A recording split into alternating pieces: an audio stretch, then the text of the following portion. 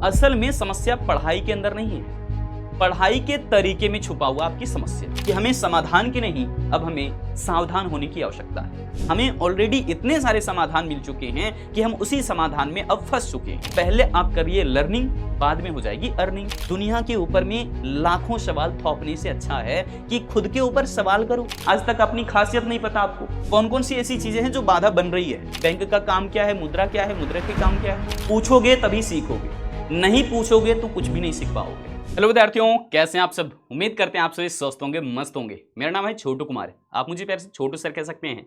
स्वागत है सभी बच्चों का कॉमर्स वाला हिंदी मीडियम में। एक गंभीर समस्या है सभी बच्चों का, क्योंकि जो क्लास 10th पास आउट हो चुके हैं या फिर 11th पास आउट हो चुके हैं, उन सभी बच्चों की एक ही समस्या लगातार देखा जा रहा है।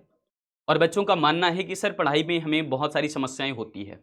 इसी समस्या के ऊपर में आज हम लोग चर्चा करने वाले हैं बहुत गंभीरता के साथ में। और चूंकि ये आज ऐसा एक टॉपिक हम आपसे डिस्कस करने जा रहे हैं जो आज से पहले कभी डिस्कस हुआ ही नहीं है, क्योंकि ये कई सारे बच्चे जो है लगातार एक ही तरह की बातें कह रहे थे कि सर जब हमने ये पूरा एक नया सेशन शुरुआत किया है ना, तब से हम उलझन में पड़े हुए हैं कि हमें जो वो अपने जीवन में कुछ समझ नहीं आ रहा है कि अब हम करेंगे क्या, है कि नहीं। अब 10th पास आउट हुए भाई, अभी आपके अंक ही आए हैं, आपने एडमिशन ही लिया है। अब जो है वो क्लास 11th में आए हो, क्लास 12th में गए हो, छोड़ दीजिए सब सारी चीजें। पढ़ाई को अपना हमेशा से एक बोझ समझते हो और इसीलिए पढ़ाई के अंदर आपको समस्या नजर आता है। असल में समस्या पढ़ाई के अंदर नहीं है, पढ़ाई के तरीके में छुपा हुआ आपकी समस्या, ठीक है। और अगर मैं हकीकत बात बताऊं तो जब कभी आप मान लीजिए किसी से सलाह लेते हो तो उनकी पूरी की पूरी सलाह फॉलो करना अनिवार्य होता भी है या नहीं होता है, ये आप समझ ही नहीं पाते हो। और इसी वजह से आपको बार बार लगता है कि सर नहीं, पढ़ाई में ही गड़बड़ी है। तो आइए समझते हैं आज की सेशन के अंदर में कि आखिर में पढ़ाई में कोई दिक्कत है, क्या हमें पढ़ाई के अंदर में समाधान चाहिए, या पूरा का पूरा जो है हम उलझ चुके हैं इस पढ़ाई की समस्या को लेकर के, और हम समझते हैं कि हमें समाधान की नहीं, अब हमें सावधान होने की आवश्यकता है। तो मामला जरा गंभीर है, ठीक ढंग से आपको समझना पड़ेगा कि हम आखिर में कहां पर किन समस्याओं में फंसे हुए हैं। तो सबसे पहले आप जान लीजिए कि आप जिस पर भी ध्यान देना छोड़ देंगे, ठीक है, धीरे धीरे करके उसका नष्ट होना स्वाभाविक है। चाहे तो वो आपका धन हो, पैसा हो, इनकम हो, ज्ञान हो, व्यापार हो, संगत हो या रिश्ता हो, ध्यान देना जिस पर भी आप छोड़ देंगे वो धीरे धीरे करके खत्म हो जाएगा, समाप्त हो जाएगा, स्वाभाविक है, ठीक है। लेकिन अगर आप इन चीजों को ठीक ढंग से समझते हो कि सर हमने जो है पढ़ाई तो शुरुआत कर दी है, अब कुछ बच्चों का कहना है कि सर हम ऑफलाइन पढ़ते हैं, कुछ बच्चों का कहना है कि सर हम ऑनलाइन पढ़ते हैं। तो पढ़ाई का ये दोनों तरीका तो है हमारे पास, हम ऑफलाइन भी पढ़ सकते हैं, ऑनलाइन भी पढ़ सकते हैं, ऑप्शंस तो हैं आपके पास। जब हम लोग पढ़ाई किया करते थे ना, तो सिर्फ और सिर्फ एक जरिया था, वो था ऑफलाइन। लेकिन अब ऐसा कुछ हो गया अचानक से, कोविड-19 के बाद तो बहुत ज्यादा हलचल मचा देश के अंदर में। हर टीचर जो वो ऑनलाइन को महत्व देने लगे, हर बच्चा जो है ऑनलाइन को महत्व देने लगा। तो इस तरीके से एक नई क्रांति छिड़ी देश के अंदर में, और वो क्रांति इस लेवल तक पहुंच जाएगा किसी ने अंदाजा भी नहीं लगाया होगा उस वक्त। जबकि ऑनलाइन सेशन के अंदर में अब होते क्या है कि बच्चे ऑनलाइन क्लासेस तो लगा रहे हैं, अगर उसमें कुछ डाउट है तो आसानी से पूछ सकते हैं, घर बैठे समाधान। तो समाधान की तो चिंता यहां पर करने की आवश्यकता नहीं हमें, यानी कि साफ तौर पर हम कह सकते हैं कि अब हमें समाधान नहीं चाहिए। हमें ऑलरेडी इतने सारे समाधान मिल चुके हैं कि हम उसी समाधान में अब फंस चुके हैं। अब हम लोग कहते हैं कि घर बैठे तो पढ़ाई कर लेंगे, ऑनलाइन पढ़ाई हो जाएगी। लेकिन ऑनलाइन पढ़ाई जब हम लोग करने बैठते हैं तो मन में कभी फलाना विचार आ रहा है कि यार ये बिजनेस शुरू करते हैं, क्योंकि आपने बिजनेस वाली या तो मूवी देख लिया या फिर किसी के शॉर्ट्स वीडियो देख लिए, उसी से आपको मोटिवेशन मिल गया, तो आपका दिमाग वहां पर डाइवर्ट हो जा रहा है। कई बार ऐसा होता है कि सर हम पढ़ाई तो करना चाहते हैं, हमने टॉपर्स के वीडियोस देखे, हमें बहुत अच्छा मोटिवेशन मिला और हम उस दिन पढ़ाई करने बैठे और अगले ही दिन हमारी मोटिवेशन खत्म हो गई। समस्या ज्यादा गंभीर है। हम बात करना चाहेंगे उन पेरेंट्स से अगर कभी कि बच्चा आपका अगर मान लीजिए ऑनलाइन पढ़ता है तो आप उनको किस प्रकार से हेल्प करते हैं। क्योंकि जब बच्चा ऑफलाइन जा रहा होता है तो वो ऑफलाइन में वहां पर टीचर से मिलता है, इंटरेक्ट करता है सीधे सीधे। लेकिन ऑनलाइन में ऐसा क्या है? ऑनलाइन में है बच्चे बातचीत कर सकते हैं टीचर से, चैट तो करते ही हैं, वीडियोज भी कर सकते हैं, बातचीत हो जाती है। दिक्कत यहां पर भी नहीं है। दिक्कत यह है कि आपके घर पर आपको किस तरीके से गाइड किया जाता है या नहीं किया जाता। पहली तो बात यह है। दूसरी बात, जो आपके अंदर ही छुपा हुआ है। कई बार आप पेरेंट्स की आंखों में धूल झोंकने की कोशिश करते हो कि नहीं पापा मैं तो पढ़ने बैठा हूं, नहीं मम्मी मैं तो पढ़ने बैठी हूं, मुझे दिक्कत नहीं है, कोई डाउट्स नहीं रहते, सर डाउट सारा सॉल्व कर देते हैं। और पता चल रहा है कि उसी डाउट वाले सेशन के अंदर में आप शामिल ही नहीं थे, आप तो कोई दूसरी वीडियोस में लगे हुए थे। तो यहां पर पहले आपको समाधान की नहीं, आपको सावधान होने की आवश्यकता है। ठीक है, आइए आगे बढ़ते हैं।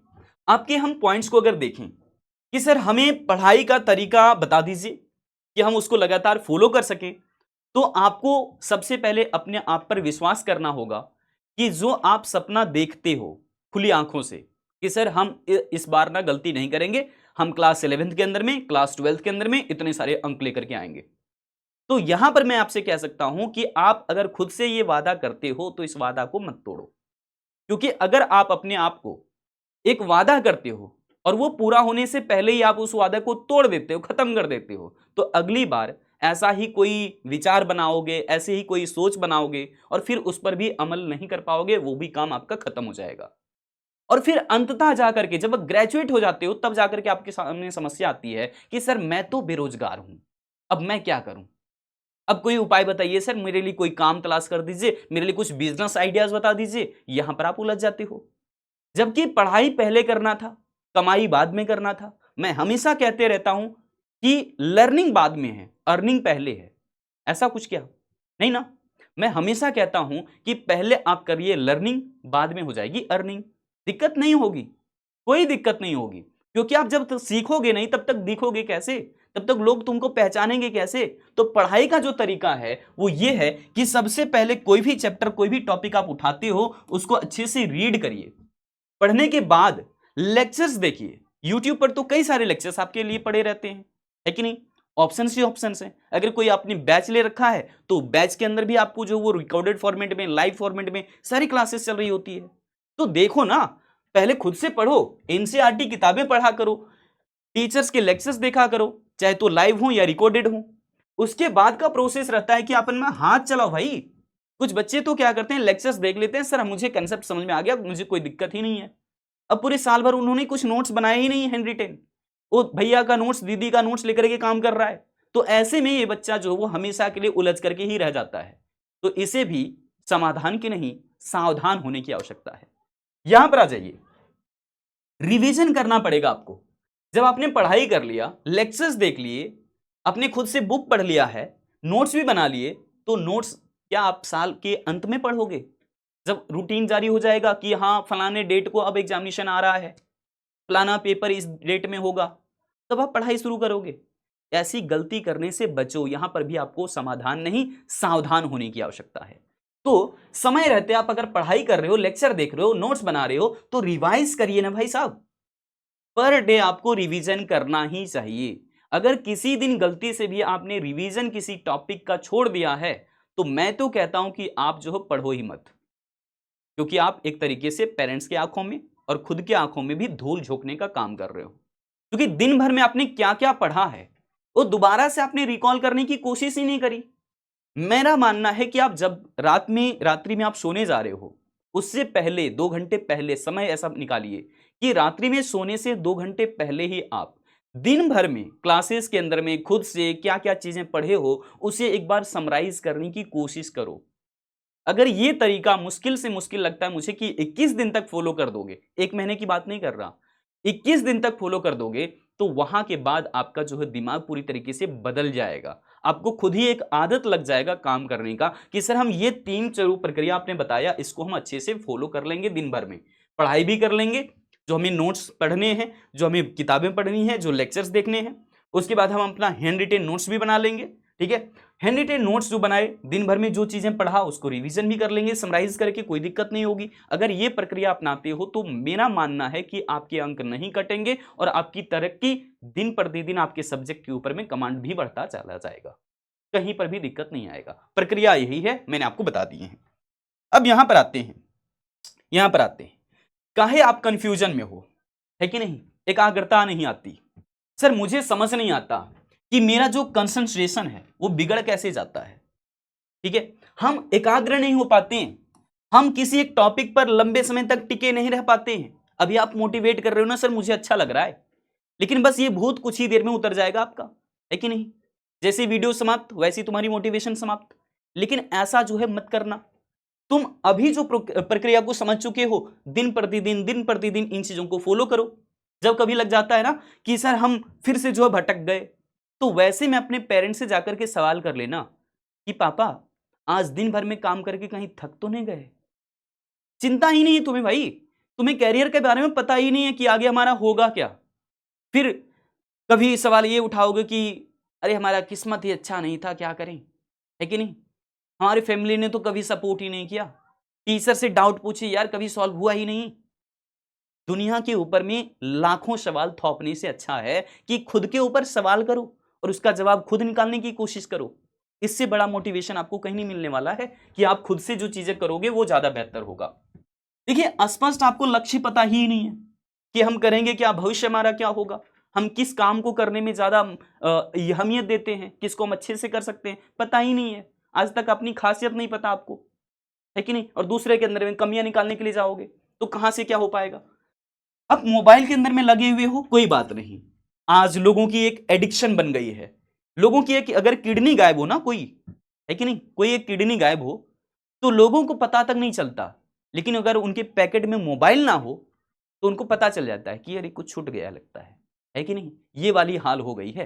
तो यहां पर मोबाइल में एडिक्शन नहीं लेना है, मोबाइल से क्लासेस लीजिए, मोबाइल से स्किल सीखिए, नई नई चीजें सीखिए। बहुत सारे वीडियोस हैं यूट्यूब के ऊपर में, बहुत सारे वीडियोस हैं सोशल मीडिया के ऊपर में, और अच्छे अच्छे वीडियोस हैं, उनसे कुछ अच्छी चीजें लेने की कोशिश करो ना। अब स्टूडेंट लाइफ में हो, आप देखने जा रहे हो बिजनेस आइडियाज, कहां से क्या हो पाएगा। अरे देख लेना भैया, उसको भी पहले पढ़ाई कर लो। अब जब स्टूडेंट्स हो तो स्टूडेंट्स वाले काम करो, स्टूडेंट्स के लिए चीजें सर्च करो गूगल पर, स्टूडेंट्स के लिए सर्च करो चीजें यूट्यूब के ऊपर में, स्टूडेंट्स के लिए ही कोई चीजें देखो, मोटिवेशनल वीडियोस देख लिया करो, अच्छी फिल्में देख लिया करो, है कि नहीं। ये सब आपके काम की चीजें हैं जो आपको वैल्यू एडिशन देगा लाइफ के अंदर में। तो यहां पर मोबाइल और सोशल मीडिया का आप अत्यधिक उपयोग करते चले जाते हो, कभी कभी आपको पता ही नहीं चलता कि कितने देर हो गए। तो सेटिंग्स कर लो ना, आधे घंटे की अलार्म लगा दो, उसके अंदर होती है, यूट्यूब के ऊपर ही होता है, सोशल मीडिया पर होते हैं कि कितने टाइम तक आप देखना चाहते हो, उसके बाद ब्रेक, तो खुद ही नोटिस कर देता है। समझ पा रहे हो। यहां पर देखिएगा, नींद की कमी और थकावट, क्योंकि कुछ बच्चे देर देर रात तक मोबाइल छेड़ते रहते हैं, मोबाइल में चीजें देखते रहते हैं। कभी फिल्म देख रहे हैं तो लंबे समय तक देखे जा रहे हैं, कभी शॉर्ट्स देख रहे हैं तो लंबे समय तक देखे जा रहे हैं। और यही वजह है कि आपको काम तो दिन भर में आपने कुछ नहीं किया, लेकिन फिर भी थकावट महसूस हो रही है, फिर भी पता नहीं चल रहा है कि भैया ये दिन भर कैसे गुजर गया। तो यहां पर आप समझो कि आप सोशल मीडियाज को उतना इस्तेमाल करो जितना कि आपकी वैल्यू एडिशन दे, उससे ज्यादा आपको इस्तेमाल करने की आवश्यकता नहीं है। कुछ लोग तो यही सोशल मीडियाज का इस्तेमाल करके बहुत अच्छा अर्निंग कर रहे हैं और आप लर्निंग तक नहीं कर पा रहे हो, है कि नहीं। यहां देखिएगा, डर और प्रेशर, एग्जाम्स नजदीक आ रहे हैं, है ना, फैमिली की एक्सपेक्टेशंस हैं आपसे, अपेक्षाएं हैं, है कि नहीं। पापा कह रहे हैं कि बेटा इस बार अच्छे अंक लेकर के आ जाना। अब पूरे 6 महीने तक हमने पढ़ाई नहीं करी, अब हमारा क्या होगा। अरे मम्मी बार बार टोकती रहती है कि बेटा ये मोबाइल छोड़ दे, जबकि उनको समझाता हूं कि यार मैं तो पढ़ाई कर रहा हूं। तो उनकी आंखों में धूल झोंकना छोड़ दो। जब वो अगर सवाल ऐसे कर रहे हैं तो इसका मतलब तुम गलत रास्ते पर होगे, तभी आपको जो है ऐसा कहा जा रहा है। क्योंकि पेरेंट्स तो, किसी के भी पेरेंट्स ऐसा नहीं चाहेंगे कि आप गलत रास्ते पर चले जाओ, किसी के पेरेंट्स नहीं चाहेंगे, ठीक है। तो यहां पर आपने समझ लिया होगा कि कमियां क्या क्या हैं। खुद से सवाल करो, खुद से जवाब निकालो अपने अंदर, वो आपको ज्यादा लंबे समय तक मोटिवेट करेगा। अब देखो, अन्य बड़ी जो समस्याएं हैं पढ़ाई के अंदर में, कौन कौन सी ऐसी चीजें हैं जो बाधा बन रही है। सबसे पहली चीज आपके लिए जो बाधा बन रहा है, आप डिसिप्लिन ही नहीं हो, डिसिप्लिन की बहुत ज्यादा कमी है, अनुशासनहीन हो गए हो भाई। मतलब पता ही नहीं है कि सुबह में हमें जल्दी उठना चाहिए या देर से उठनी चाहिए, पता भी है तो उसको फॉलो नहीं कर रहे हो, है कि नहीं। ये बातें हैं। नेक्स्ट देखोगे सिलेबस का दबाव। अब तुमने देख लिया कि सर 10th में तो कम सारे जो है वो कंटेंट पढ़ने पड़ रहे थे, 11th में तो बहुत सारे कंटेंट है, 12th में तो बहुत सारे कंटेंट है, देखी करके घबरा गए, है कि नहीं? अब क्या करोगे? तो ऐसे में आप टीचर से, बड़े भैया से, बड़ी दीदी से, पापा से, मम्मी से, इतने सारे ऑप्शन है तुम्हारे पास, इन लोगों से जाकर के सवाल करो, समाधान पाओ, करते ही नहीं हो, ठीक है? या फिर सोशल मीडिया, अगर मान लीजिए यूट्यूब की हम बात कर लें तो कई सारे टीचर्स के आपको वीडियोस मिल जाते हैं, देखो ना, टॉपिक को सर्च करो ना, समझो ना चीजों को, है ना? यहां पर आपके पास टाइम मैनेजमेंट की समस्या आ जाती है। फिर अब टाइम को मैनेज नहीं कर पाते हो, चूंकि आप सोशल मीडिया पर लगे हो, आपको कब उठना है, कब खाना है, कब पीना है, कब सोना है, कब दोस्तों से बात करना है, कब फैमिली से मिलना है, पता ही नहीं है आपको, है कि नहीं? आ जाइए, मोटिवेशन की कमी आ जाती है। सर बार बार हम डिप्रेशन में ऐसा फील करते हैं कि भैया अब तो मेरा कुछ नहीं होगा, है ना, अब जो होगा देखा जाएगा। देखिए, जो पढ़ते हैं बच्चे ना उनको दिक्कत होता है, जो नहीं पढ़ता ना उसको कोई दिक्कत नहीं होता, उसको रिजल्ट के बाद दिक्कत होता है। समझ पा रहे हो? तो यहां पर इस चीज को ध्यान रखिएगा कि अच्छे मार्गदर्शन की भी आपको आवश्यकता है।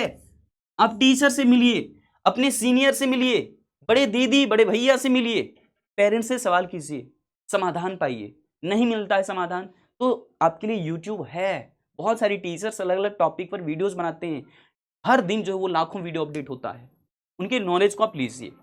ओके, देखिए यहां पर डर और तनाव, यानी कि आपके अंदर जो है वो कई बार ऐसा फील होता है कि सर अगर मान लो कि हम पढ़ाई शुरू करते हैं ना, तो कभी कभी ऐसा लगता है कि हम पता नहीं यार एग्जाम में अच्छा लिख पाएंगे या नहीं, है कि नहीं? हमें सर पता नहीं है कि जो अकाउंटेंसी पेपर है उसमें कैसे क्वेश्चन आते हैं, सर हमें पता नहीं इकोनॉमिक्स को कैसे पूछा जाता है क्वेश्चन, सर हमें ये नहीं पता है कि बिजनेस स्टडीज के सवाल कैसे आते हैं, सर मैथ्स हमारा है लेकिन हम मैथ्स को कभी ठीक ढंग से पढ़े ही नहीं है, अब जो हम क्या करें? ऐसी मुसीबतों में अगर फंसे हुए हो तो एक ही समाधान तुम्हारे लिए है कि तुम पढ़ना शुरू तो पहले करो, किसी एक टॉपिक को, किसी एक सब्जेक्ट को देखो तो सही। तुमने देखा ही नहीं है, बस टॉपिक के नाम सुन सुन करके घबरा रहे हो अभी तक, है कि नहीं? यहां पर आ जाओ, प्रैक्टिकल अप्रोच तुम्हारे पास है ही नहीं। मतलब जो भी तुम सब्जेक्ट पढ़ते हो वो तुम्हें लगता है कि ये हमारे सिलेबस का हिस्सा है, अरे वो सिलेबस का हिस्सा नहीं है, वो तो तुम्हें एकेडमिक के हिसाब से उतनी पढ़नी पड़ेगी। असल में नॉलेज बहुत ज्यादा बड़ा है। सोचो ना, अगर तुम क्लास 10th के अंदर में थे तो फलाना फलाना सब्जेक्ट थे, और उन्हीं सब्जेक्ट के फिर अलग अलग जो है पोर्शन बन गए। अभी अगर मैं इकोनॉमिक्स की बात कर लूं तो क्या तुम्हें 9th के अंदर में, 10th के अंदर में इकोनॉमिक्स नहीं मिला? वहां पर तो वो अर्थशास्त्र पढ़ाए जाते हैं, है कि नहीं? छोटे छोटे, यानी कि कंसेप्ट ही सही लेकिन बताए तो जाते हैं। आर्थिक क्रिया क्या है, गैर आर्थिक क्रिया है, बैंक कैसे काम करता है, बैंक का काम क्या है, मुद्रा क्या है, मुद्रा के काम क्या है, ये सब सारी चीजें तो 9th-10th के अंदर में भी होता है। तो यहां पर वही सारी चीजें अगर डिटेल में थोड़ा सा पढ़ना पड़ता है तो इसमें गलत क्या है? और ये सारी चीजें हम कहते हैं रियल लाइफ के अंदर में है, तभी किताबों में लिखा गया है। किताबों में बाद में लिखा गया है, दुनिया में पहले चीजें हुई है। समझ रहे हो इस बात को? तो इसका मतलब हमें सिलेबस नहीं पढ़ना, हमें जीवन की चीजों को ठीक ढंग से समझना है, और वही चीजें किताब के अंदर लिखी हुई है। यानी कि जो जीवन में घटनाएं हो रही है उसको किताब में लिखा गया, और जो किताब में लिखा गया वही हमें पढ़ना है, और जो पढ़े हम उसे रियल लाइफ से रिलेट करना है। क्यों? क्योंकि वो वहीं से लिखा गया था उठा करके। इसलिए प्रोसेस को समझ में आए, प्रोसेस समझ पाए मैं क्या कह रहा हूं, कि पहले दुनिया में घटनाएं घटी, फिर उन घटनाओं को किताबों पर लिखा गया, फिर वही घटनाएं आपको पढ़नी है और फिर उसे रिलेट करना है रियल लाइफ से, क्योंकि वो घटनाएं वहीं से लिखी गई थी। ये समझ में आया? तो यहां पर ये प्रोसेस आपको फॉलो करने पड़ेंगे, प्रैक्टिकल अप्रोच आपको दिमाग में फिट करना होगा, प्रैक्टिकल जो है वो आपको दिमाग लगाना पड़ेगा। सर क्या करें, समाधान कुछ बता दो। कुछ तो समाधान होगा, है बहुत सारे समाधान है।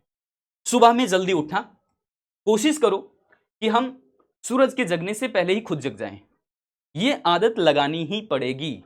मैं भी अभी मतलब 2-3 महीने से लगातार ऐसे मैं खुद बताता हूं आपको कि मेरी जो टाइमिंग रहती थी हमेशा 7 बजे, 7:30 बजे, ये मेरी टाइमिंग हो गई पिछले 2 महीने से। और उससे पहले अगर मैं बात करूं तो 5 बजे, 5:15 बजे का मेरा आदत था, ठीक है? अभी कुछ दिनों से मेरे जो वो आदत बिगड़ पड़ी थी, और जब मुझे इस टॉपिक पर कहा गया कि ठीक है सर आप इस पर एक वीडियोस बना दीजिए ताकि हमारे लिए कुछ समाधान निकल सके, तो मुझे भी खुद जो वो अपनी आदतों में पिछले 1 हफ्ते से लगा हुआ हूं, अपनी आदतों में बदलाव ला रहा हूं, तब जाकर के वीडियो तैयार करने में मुझे अच्छा लग रहा है। समझ पा रहे हो? पहले मुझे खुद बदलना होगा ना भाई, तब तुम्हें मैं सजेस्ट कर पाऊंगा।